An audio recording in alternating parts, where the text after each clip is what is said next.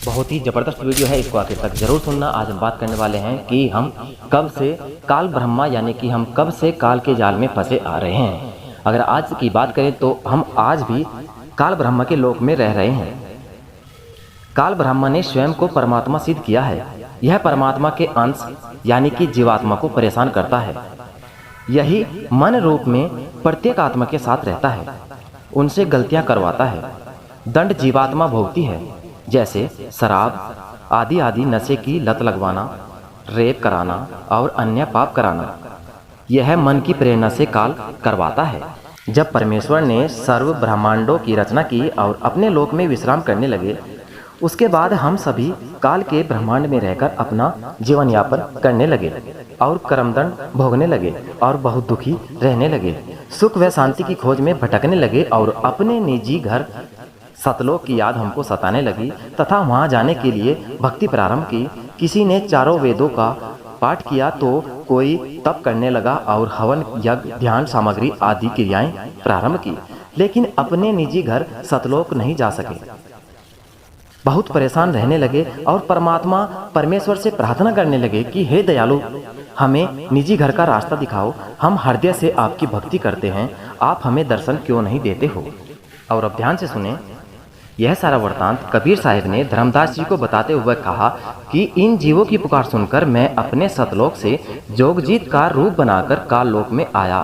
तब 21वें ब्रह्मांड में जहाँ काल का निजी घर है, वहाँ पर तप्त शिला पर जीवों को भूनकर सूक्ष्म शरीर से पदार्थ निकाला जा रहा था और मेरे पहुँचने के बाद उन जीवों की जलन समाप्त हो गई।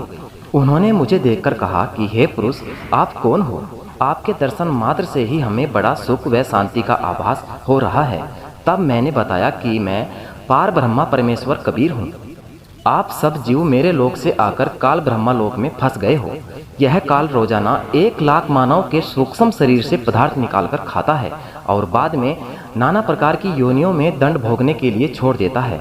तब वे जीवात्माएं कहने लगी कि हे दयालु परमेश्वर, हमें इस काल की जेल से छुड़वाओ। तब उनको कबीर जी ने बताया कि ये 21वें ब्रह्मांड काल ने 3 बार तप करके मेरे से प्राप्त किया है। जो आप यहाँ सब वस्तुओं का प्रयोग कर रहे हो, ये सभी काल और आप सब अपनी इच्छा से घूमने के लिए आए हो। इसलिए अब आपके ऊपर काल ब्रह्मा का बहुत ज्यादा रण हो चुका है और वह रण मेरे सच्चे नाम के जाप के बिना नहीं उतर सकता। जब तक आप रण मुक्त नहीं हो सकते, तब तक आप काल ब्रह्मा की जेल से बाहर नहीं जा सकते। इसके लिए आपको मुझसे नाम उपदेश लेकर भक्ति करनी होगी, तब मैं आपको छुड़वा कर ले जाऊंगा। हम यह वार्ता कर ही रहे थे कि वहां पर काल ब्रह्मा प्रकट हो गए और उसने बहुत क्रोधित होकर मेरे ऊपर हमला बोला।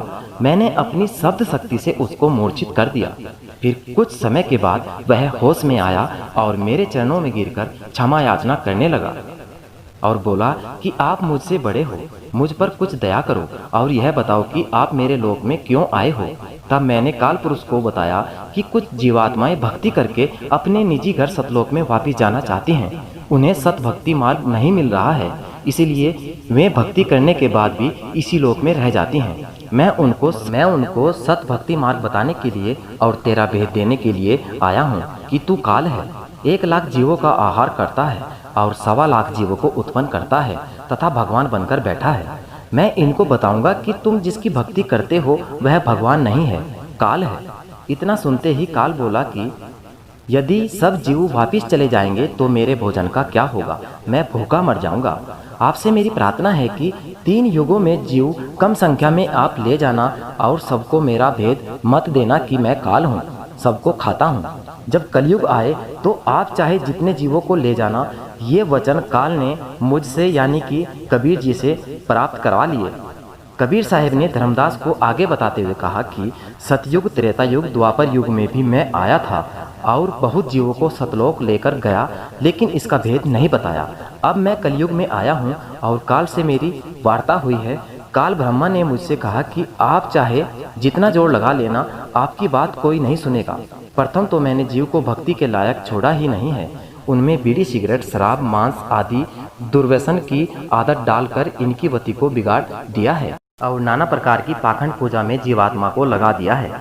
दूसरी बात यह है कि जब आप अपना ज्ञान देकर वापिस अपने लोक में चले जाओगे, तब मैं यानी कि काल अपने दूत भेजकर आपके पंथ से मिलते जुलते 12 पंथ चलाकर जीवों को भ्रमित कर दूंगा।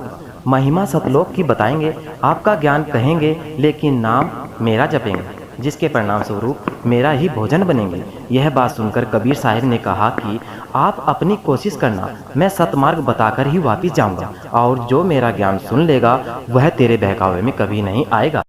तो आशा करता हूँ कि अब आप समझ गए होंगे कि हम काल के जाल में कब से, क्यों और कैसे फंसे आ रहे हैं। वीडियो थोड़ी सी पसंद आई हो, हाथ जोड़कर गुजारिश है हमारी वीडियो को लाइक और चैनल को सब्सक्राइब जरूर कर लेना। मैं जल्दी मिलूंगा एक और नई वीडियो में।